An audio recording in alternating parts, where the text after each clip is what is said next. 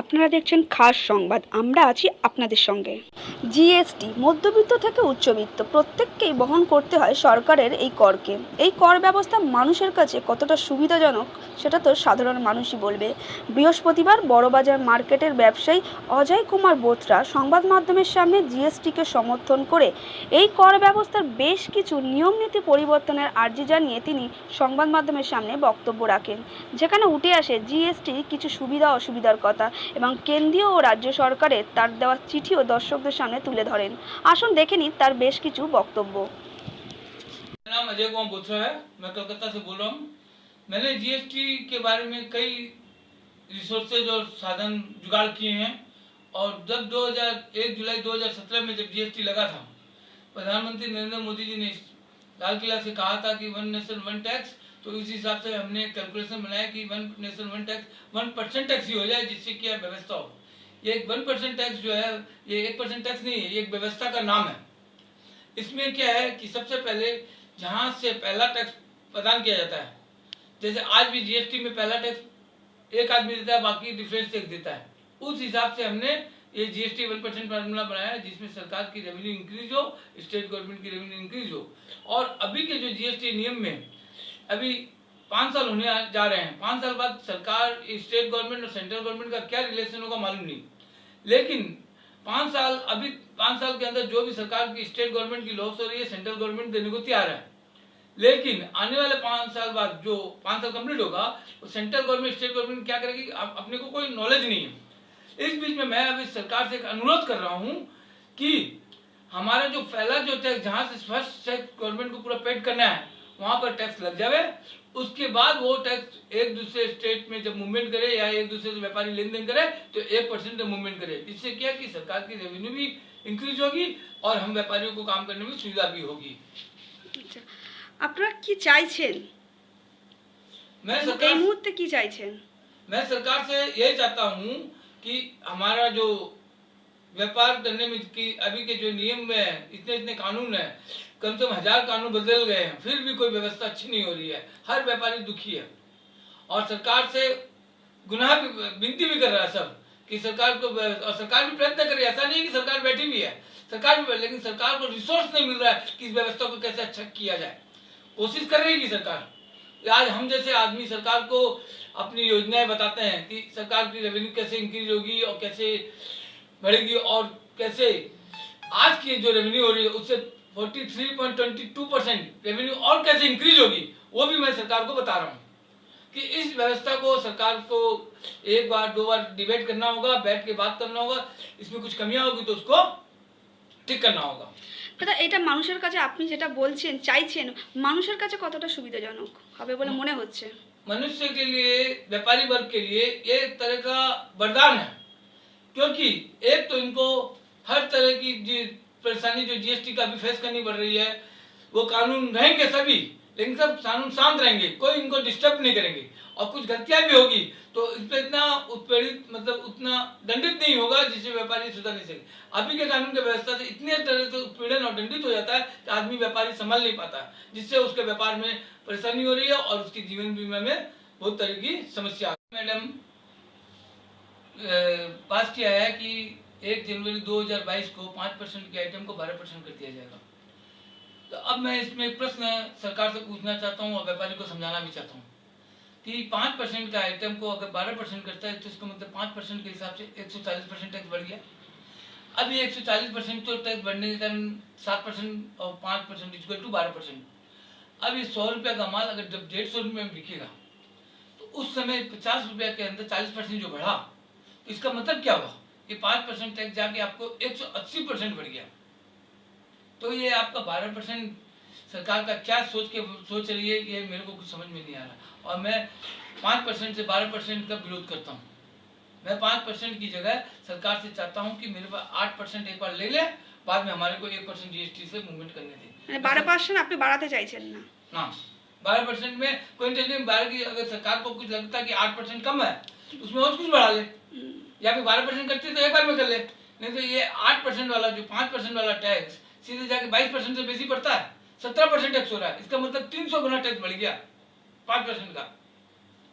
ঠিক আছে। मैंने जीएसटी में नया रूल्स ये चाहता हूँ कि जैसे सरकार ने पहले ही कहा कि एक बार टैक्स लगना बाद में नहीं लगना है, तो मैंने भी तो वही बनाया है कि पहला टैक्स सरकार ले ले, बाद में हम आपस में जो मूवमेंट करें उससे सरकार की रेवेन्यू भी जाते रहे, और इसमें सरकार को फायदा ये है कि इनकी कस्टम ड्यूटी बढ़ेगी, एक्साइज ड्यूटी एक्स्ट्रा मिलेगी, जो आज कई तरह से करप्शन के कारण ऑफिसर, और कुछ गलत बोल रहा हूँ कि ऑफिसर व्यापारी दोनों मिलकर सरकार को धोखा दे रहे हैं, वो काम एकदम खत्म हो जाएगा।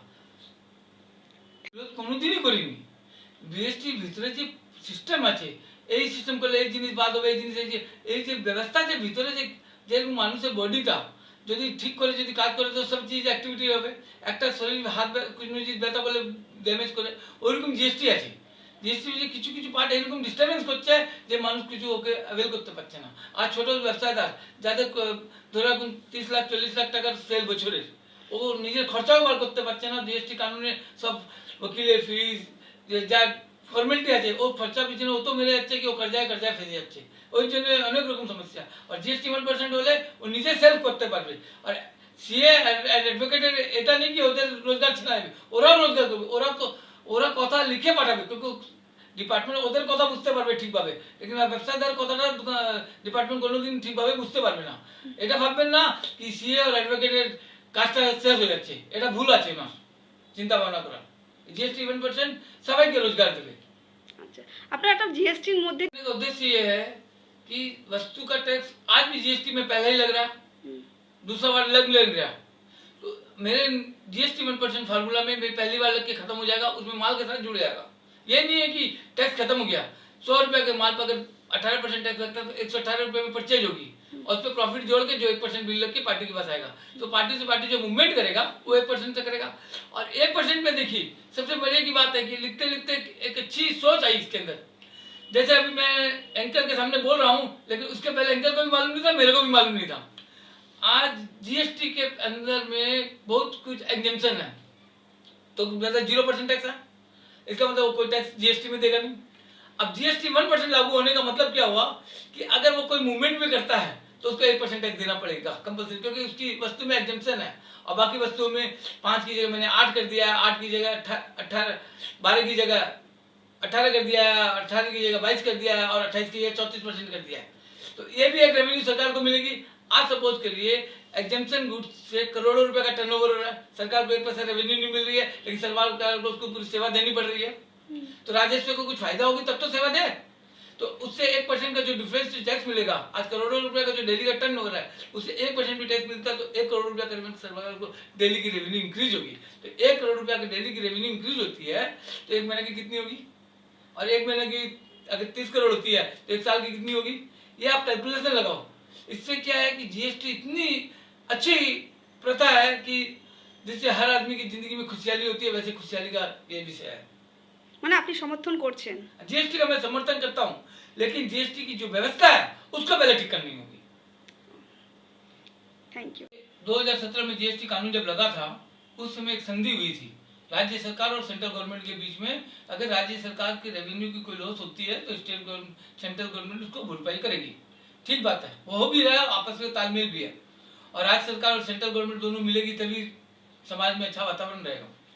लेकिन 5 साल के बाद अब जो जीएसटी जो मैंने 1% फार्मूला लाया है उसमें मैंने ये बताना चाह रहा हूँ कि जो स्टेट प्रोडक्शन करेगा उसको 80% शेयर मिलेगा और 20% सेंट्रल गवर्नमेंट ले जाएगी। अब आप बोलोगे कि ये माल दूसरे स्टेट में जा रहा है, तो दूसरे स्टेट में जाएगा तो उसको 20% शेयर दिया जाएगा, तो स्टेट के पास 60% बच गया। आज का जो नियम है, आज जो नियम है आपको मालूम है कि अगर अपने लोकल परचेज करते हैं तो सीजीएसटी और एसजीएसटी में 50-50 परचेज करते हैं। जब सेल आईजीएसटी में करते हैं दूसरे स्टेट में भेजते हैं तो आईजीएसटी में एसजीएसटी का पैसा सीजीएसटी का पूरा पैसा उसको देना पड़ता है, क्योंकि दूसरे स्टेट में जा रहा है, तो आपके पास तो पैसा बचा नहीं। इसीलिए मैंने ये फॉर्मेट बनाया है कि आपका प्रोडक्ट, आपका टैक्स का पैसा आपके पास बचे कुछ नहीं, तो आपका अगर बचेगा नहीं तो राज्य कैसे चलाओगे? राज्य चलाने के लिए राजस्व तो चाहिए, तो उसके लिए इसकी व्यवस्था तो करनी पड़ेगी। मैंने ये व्यवस्था इसमें बनाई है, जिसमें क्या है कि आपका प्रोडक्ट अगर दूसरे स्टेट में जाके बिकता तो भी आपको 60% शेयर मिलेगा, लेकिन आज आपको 1% भी शेयर नहीं मिल रहा। इस चीज पर आप नजर करिए, कोई जीएसटी 1% के नाम है, जीएसटी 1% व्यवस्था का नाम है, जिसके कारण सरकार की रेवेन्यू इंक्रीज हो रही है। আচ্ছা, তাহলে মানুষ এখনো পর্যন্ত অনেকেরই দাবি দেওয়া আছে জিএসটি নিয়ে, মানুষের অনেকেই আপনার মতন অনেকেই প্রশ্ন তুলেছেন, তো সেই জায়গায় হয়তো তাদেরও কিছু অসুবিধার হয়তো ये भी 5% एक्चुअल में क्या है कि ये नई प्रतिक्रिया है। जो पुरानी परंपरा से नई परंपरा में आते हैं तो कुछ समस्या होती है, उसका फेस करना पड़ता है। इसलिए जीएसटी कानून को हम दोष नहीं दे सकते, लेकिन उस व्यवस्था को जिस रूप से बनाना था, बोलना एक था, करनी एक था, कटनी एक होगी। इस बोल के इसमें বলুন। प्रधानमंत्री ऑफिस से लेटर आया था कि आपने जो सुझाव दिया है उसको मैंने ले लिया है, इसके बारे में विचार कर रहे हैं। इसके बाद जीएसटी डिपार्टमेंट से भी चिट्ठी आया है मेरे पास कि जीएसटी 1% रिगार्डिंग के लिए इन लोगों ने मेरे जो रिक्वायरमेंट दिया उसको भी विचार कर रहे हैं, और रेवेन्यू सेक्रेटरी के यहाँ से भी इसी तरह का विचार आया है। और यही पत्र मैंने पश्चिम बंगाल के फाइनेंस मिनिस्टर अमित मित्रों के ऑफिस में भी दिया है। इस तरह से रेवेन्यू डिपार्टमेंट से, फाइनेंस डिपार्टमेंट से, रेवेन्यू डिपार्टमेंट से और प्रधानमंत्री के कार्यालय से ये पत्र मेरे को आए हैं। इस बोल के मेरे को हिम्मत हुई कि सरकार खुद चाहती है कि जनता उनको सुझाव देवे, और मेरे हिसाब से सरकार के पास इतने अच्छे अच्छे ऑफिसर है, वो भी चाहते हैं कि समाज में करप्शन और भ्रष्टाचार कम हो, इसके लिए वो भी प्रयत्न कर रहे हैं। आज हम जैसे व्यापारी वर्ग अगर सरकार को सुझाव देते हैं तो उससे सरकार जरूर मानेगी, उम्मीद करते हैं, और उसमें कहीं ना कहीं सुधार जरूर करेगी।